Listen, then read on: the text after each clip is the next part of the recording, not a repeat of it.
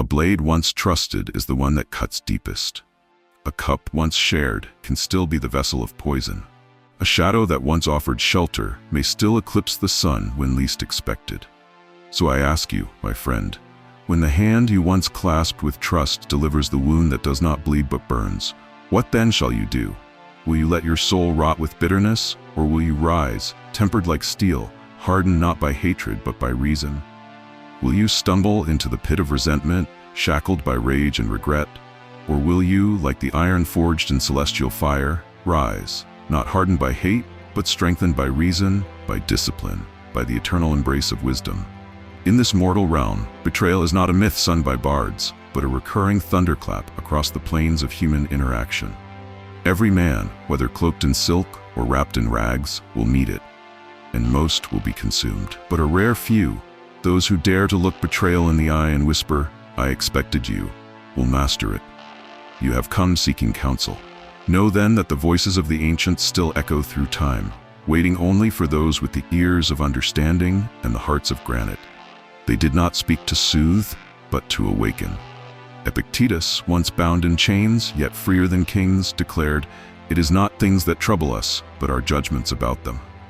When betrayal slinks in like a thief beneath moonlight, know this: it is not the event, but the lens through which you behold it that defines your torment or your transformation. Let us descend into the crucible of Stoic fire. 1. Accept the nature of mortals. Just as fire consumes without malice and the wind moves with no thought of whom it touches, so too do men act in accordance with their flawed essence. The betrayer did not strike as divine punishment nor cosmic accident. He acted from his own inner turmoil, from weakness, from ignorance, from a soul untrained in virtue. To rage against this is to curse the tide for being wet. Marcus Aurelius reminds us with piercing clarity, when you wake up in the morning, tell yourself, the people I deal with today will be meddling, ungrateful, arrogant, dishonest, jealous, and surly. Expectation is a seductive architect of agony. Do not expect figs from thistles. 2. Grieve with dignity, not with despair. Even the Stoic bleeds, but he bleeds inwardly, privately, without parading his pain as a badge. To feel the sting is to be human, but to let it consume is to abandon reason. Mourn what was lost, but mourn as the eagle flies, not flailing, but soaring above. Let your sorrow be disciplined. Let your lament be silent poetry. The wise grieve not for what is broken, but for what they must now carry forward. 3. Detach from the illusion of control. No man commands another's soul. Not through love, not through honor, not through kinship. You may offer kindness, you may sow loyalty, but you cannot guarantee the harvest.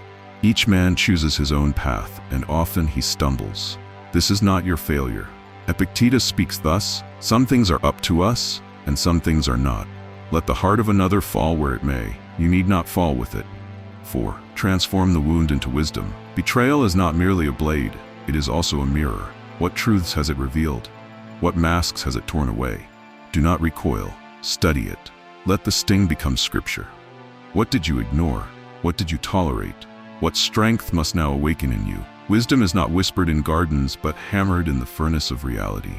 5. Repay, not with venom. Revenge is the poison that believes itself to be medicine. It offers the illusion of strength, but it enslaves you to your wound. You have been wronged. Do not now wrong yourself by becoming the reflection of your betrayer. Marcus Aurelius, whose words are thunder in the soul, said, "The best revenge is to be unlike him who performed the injury." The Stoic does not strike back. He ascends, he outgrows, he remains unshaken. 6. Cut the rope, but not the heart. Release is not hatred. Distance is not contempt. The betrayer must be let go, not from bitterness, but from clarity. If you hold on, you tie yourself to the tempest. Let the rusted chain fall. Let the illusion collapse. Walk forward, not dragging ghosts behind you, but stepping with unburdened feet.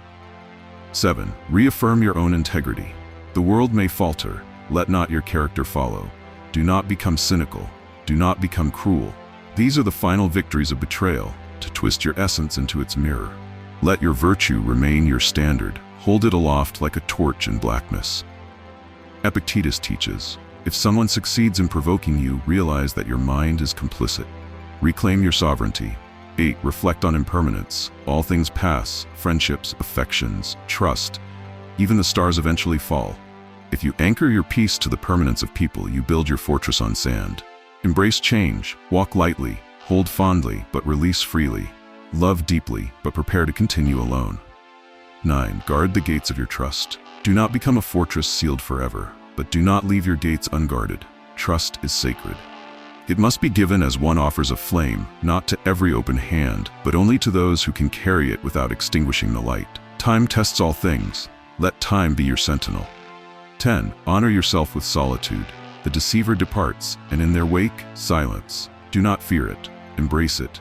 In silence, the soul reveals its shape. In solitude, strength awakens. Do not mistake alone for abandoned. The strongest roots grow in isolation. Posidonius knew this well. The wise man is self-sufficient. Be your own bastion.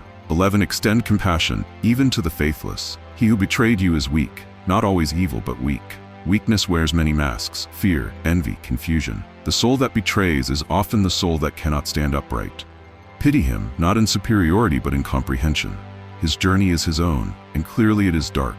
To offer understanding is to declare, I will not be dragged into the mud. I walk on higher ground.